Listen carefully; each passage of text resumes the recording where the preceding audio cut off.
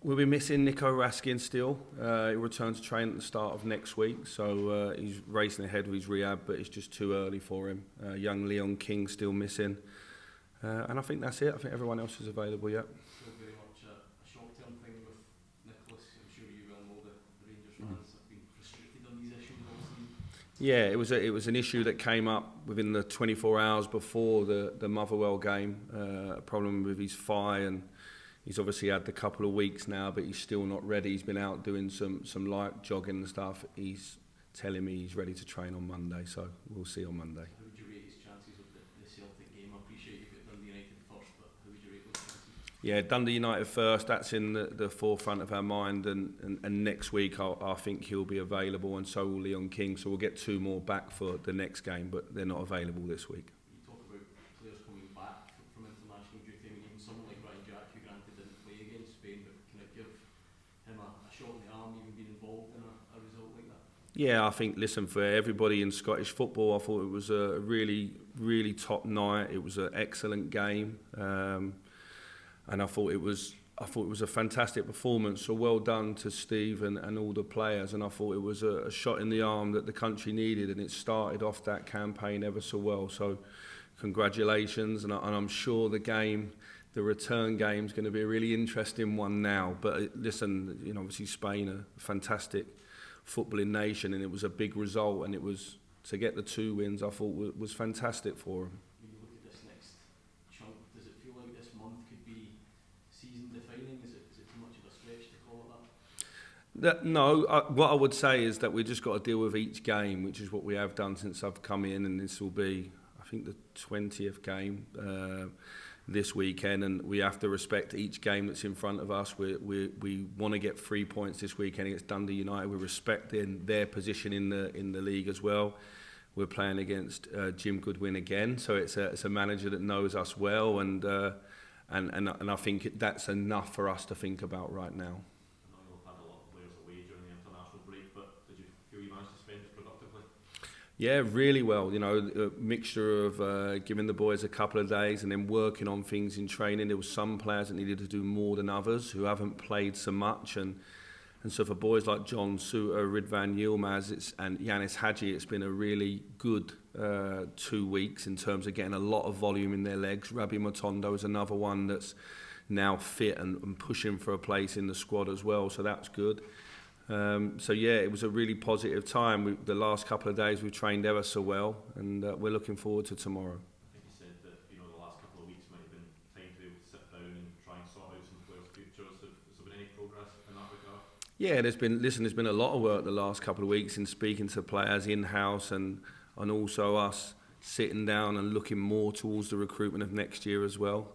Unfortunately for you guys, I'm not telling you anything today, but we have been talking. And as soon as we've got something to share, we will share it. I think the most important thing is that we have those conversations in-house and they remain private until everyone's on the same page. I appreciate you're pretty much asked every single week about the two of them, but Ryan Kent, Alfredo Morelos, have your confidence levels changed at all about where their futures lie next season? Nothing's changed in relation to them. They're both training well. They're both available for selection. And again, I think with both those boys, you're more than welcome to ask me every week and get the same answer. But no, we spoke to them and it's still ongoing. Ryan Jack, good to see him back involved in the Cyprus game.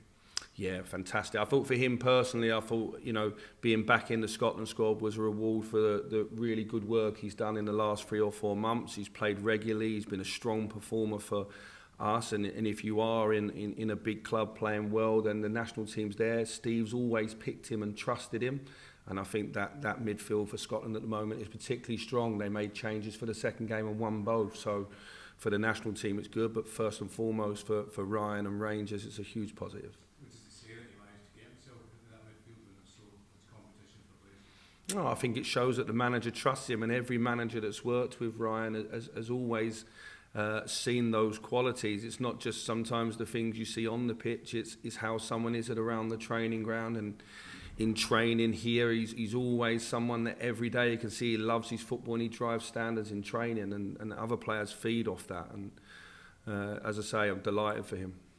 Landmark day for Alan McGregor. How would you assess his contribution? Well, I think it's shown that the manager trusts him, and every manager that's worked with Ryan has always seen those qualities. It's not just sometimes the things you see on the pitch, it's how someone is at around the training ground, and other players feed off that, and as I say, I'm delighted for him. Well, Alan McGregor's contribution to Rangers over 2 spells has been absolutely huge. You know, if he plays tomorrow and he gets to 500 appearances, and you know the trophies that he's won, and just some of the performances that he's put in over the years have been fantastic. There's too many big saves to name, but I remember one away at Slavia Prague in particular in the time I worked with him, which was an unbelievable save in the Europa League. But again, this is someone that's first in the morning, generally is first in the morning. He's got a lot of rituals he goes through, and I'm hoping that the younger players in and around him, which they're all younger than him, Alan, it rubs off on them, because there's no secrets really. When you see people like him and Stephen Davis and the longevity they've had in their careers at a high level, not just longevity at a high level, the secrets are the way that they prepare and look after themselves before getting on the pitch, and the way they recover. And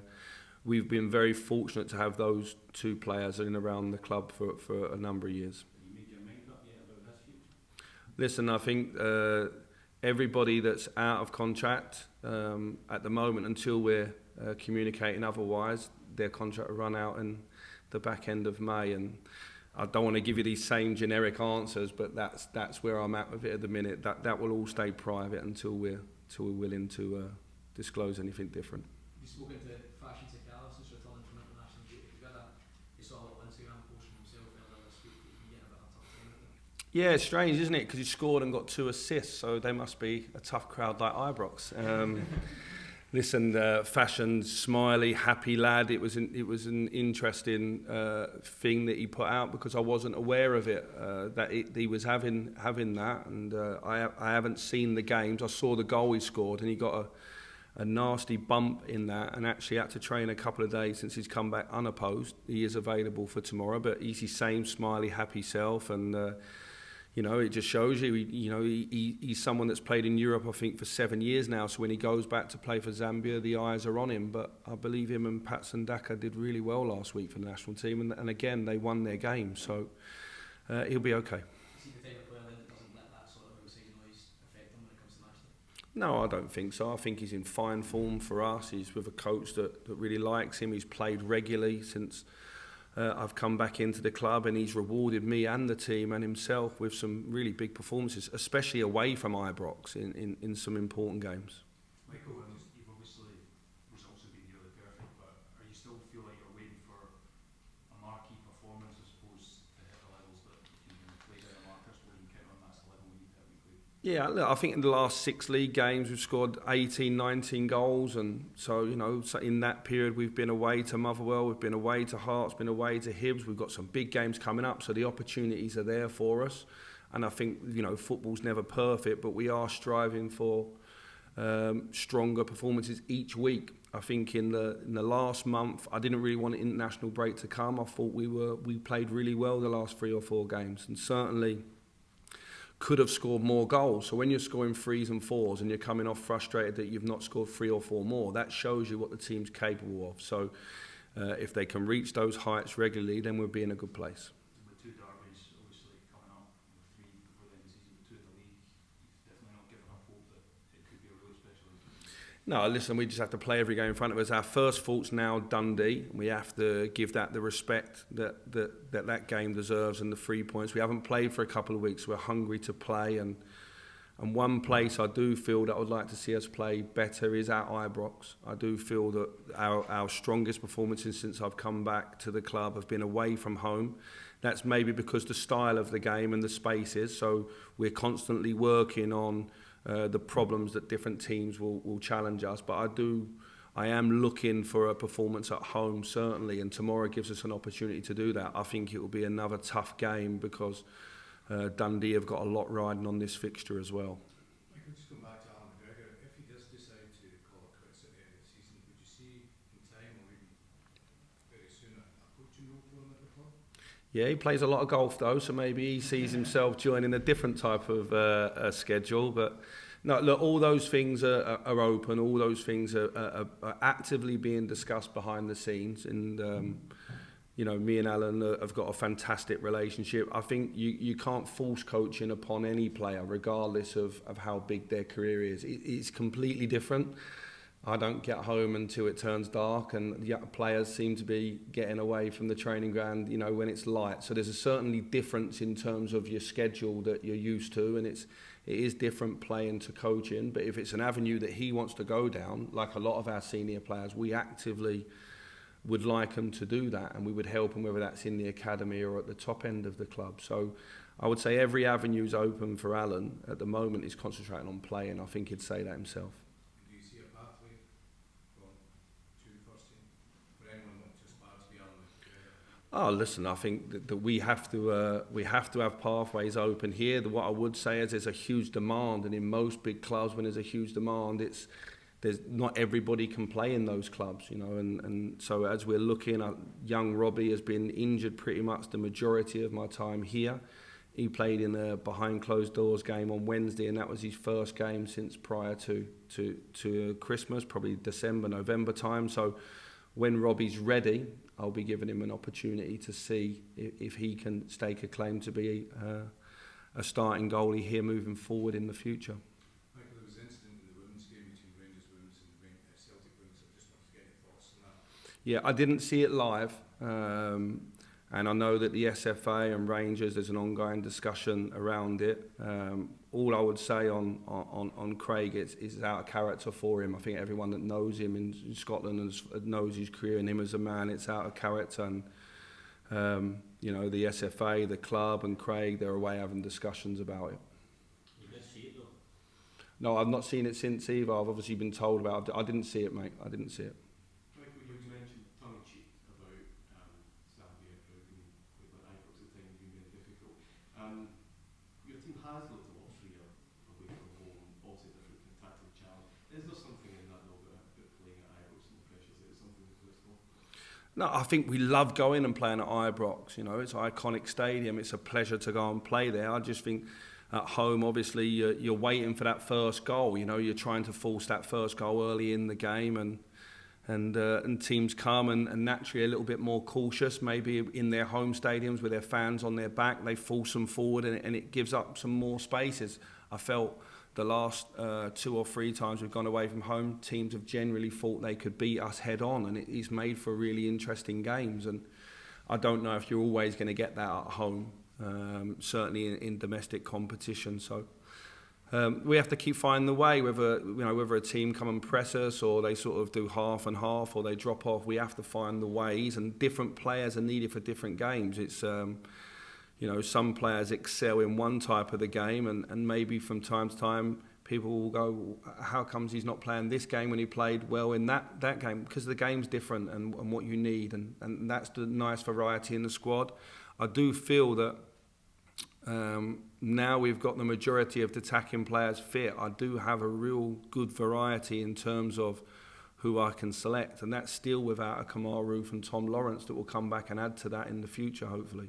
Michael, can I ask about Mark Tillman, who played slightly higher up against Motherwell? Todd Campbell's come and played that midfield role really well. Do you have a good problem to try and fit them in together in the same team going forward? Yeah, you definitely fit them in the same team if they deserve it with their training, because at the moment it's hard to pick squads. So you're saying, we're going to have to pick it off the level of your training, your performances. So if they're both training well and in form, then you find a way to play those 2 players, because they're 2 fantastic players, and they've got a really good relationship off the pitch. So in time, I'd love to see that coming out more and more in big games, because you'd like to think they're the future of Rangers. Stevie, last one. Just back to the Craig situation, you said it was out of character. Has he shown any remorse since the incident? I personally haven't spoke to him on it. Ram. So listen, I think that's away with the SFA, and they've cited him, and them discussions are going on. It'd be unfair for me to comment more on that, because I haven't spoke to him in person about it. Michael, it's such a massive period of games coming up. You've spoken about obviously taking it one game at a time, but do you have a message to the players as such? Have you spoken to them? Because you've said in your report that you're very clear in your mind about what you want to happen and what's going to happen in the summer and things. In this next kind of period of games, they're so big, is there still time for those players to change their mind or influence the club's kind of forward position going on? Of course, yeah. There's always the goalposts always moving, if you like. But what I would say is that our decisions have been made. We're very clear on decisions. We're very aligned. My relationship with Ross is really strong. We're completely aligned in the decisions that we want to make. It's now we're in the process of communicating it, and we're respectful that we have 10 games to go, hopefully 11 in the season. So when that's communicated outwards, we have to. There's a lot of moving parts in that. There's people's feelings, there's their careers, there's their futures and everything. But in terms of, are we clear on our decisions? Yeah, we're clear. I've been clear for a number of weeks. It's just when is the right moment to communicate that outwards. You've spoken before about budgets being very good and your kind of excitement about being able to work with that in the summer, but you've also spoken about kind of realigning it as such. That obviously raises questions amongst the support. Do you think then that there's going to be, in terms of wage bill and things, you have to realign that? That's maybe some of the speculation in the road and stuff. No, there's no restrictions on budget. There is money to spend in the summer. It's a good amount, I think, for a Rangers manager compared to what I've seen in previous years. So I think I'm really, really positive about the summer. But at the moment, we're still playing in this season. There's things to play for. I appreciate that. That everyone wants us to communicate outwards which players we're signing, which players are going to be. It doesn't work like that. We've got to get this season played first, and 10 games is a fifth of a season still to play. We've got big games, as you've all just mentioned to me there. So being respectful to everyone and the players inside, you keep this thing in for a minute, but the work is a long way down the road. I get called regularly by different agents proposing players, but I'm a long way down the road with my thinking, and with Ross and the club, we're really aligned on the same page. And I suppose there's no need to go for one of us because you're going for all of us because we're all aligned. Thanks very much, guys.